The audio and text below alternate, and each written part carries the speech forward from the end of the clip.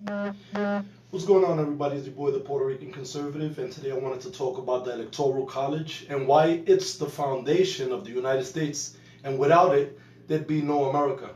Now, as many of you probably already heard from my last video, Bernie Sanders is running for 2020's presidential election. And here's why you should be scared. In 2016, when Bernie Sanders was running for the presidency, one of his major points of interest was re-examining and changing how our Electoral College works. Bernie Sanders was praised by Nicolas Maduro, who called him his revolutionary brother, and also claimed that America's electoral system is based on a 200-year-old outdated system. Even novice up-and-coming socialist superstar Alexandria Ocasio-Cortez weighed in, claiming that our Electoral College is actually anti-democracy. So our next question should be, why is the far left so obsessed with changing or doing away with our Electoral College? And why is AOC claiming that the Electoral College is anti-democracy? And the answer is, if the far left manages to destroy the Electoral College, they'd be setting into motion the destruction of what today we identify as the United States of America. Now, I'm going to explain. First, I'd like to confirm that Alexandria Ocasio-Cortez is actually right. The Electoral College is anti-democracy, but that's actually a good thing. Because unknown to many, America is not a democracy. It's a constitutional republic. For years, people have misunderstood the role that democracy plays in American politics and what it means. So I'll explain. Democracy is a system of government controlled by the majority within a state's population and represented by elected officials.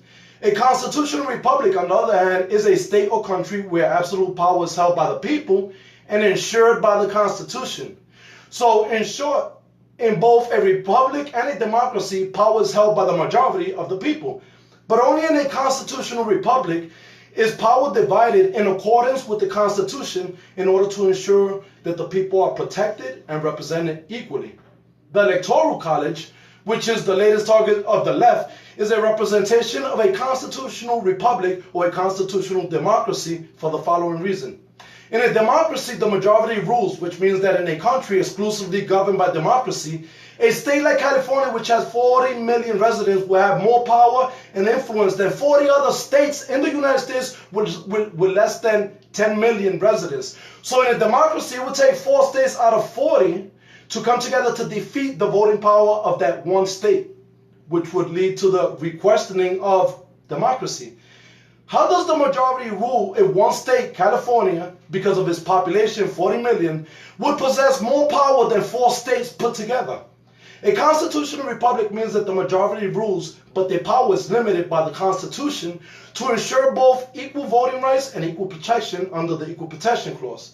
So that a super state like California, which has 40 million residents, do not hold an advantage on 13 states with less than 2 million, whom together would only equal 25 million, 9 states with less than 3 million, equaling only 27 million together, etc., etc. Because of the protection that the Electoral College offers America on a state-by-state level, it is the desire of the left to do away with the electoral so that through super states like California, they can cancel out the voice of other states by the numbers conclusively. Let's also remember that Hillary only won the electoral because she took California. So if we were a democracy and not a constitutional republic, Hillary, who won the popular vote or majority vote, would be our president, not Donald Trump. So because of this, we have to understand the importance of our Electoral College. Because if we don't understand the importance of the Electoral College, we'll never truly understand why it is that Bernie Sanders, Alexandria Ocasio-Cortez, Kamala Harris, and even Nicolas Maduro, who's presently killing people in his country, utilizing a group known as colectivos, collectors of souls, because they go around and they kill people who are either anti-government or anti-government agenda. So because of this, we have to understand that the Electoral College has been put in play in order to ensure that California, as a state with 40 million residents, do not cancel out dozens of other states put together. The Electoral College then creates a system where everything is fairly distributed. That's including power. What greater form of a constitutional republic than the Electoral College itself? With that being stated, everybody, stay safe, stay informed. God bless. And I needed to share this information with you guys because a lot of people don't understand that we're not a democracy. A democracy would mean that a majority ruled. If a majority ruled, Hillary got 64 million votes, Donald Trump got 62 million. Because of the simple reason that Hillary took 3 out of the 6 largest states with the largest electorals. Donald Trump took 3 out of those 6 states. But Donald Trump took Texas, which is the second largest, to California, which gave Hillary Clinton millions of vote advantage over on Donald Trump, and it was only because of the electoral and the balance of power and the ensurement constitutionally that everybody would be equally represented, that the 50 states can then be ensured that democratically will win, not because the majority in one state decides so, but instead because the majority, as far as the consolidation of the majority of states put together, are voting in favor of America's future.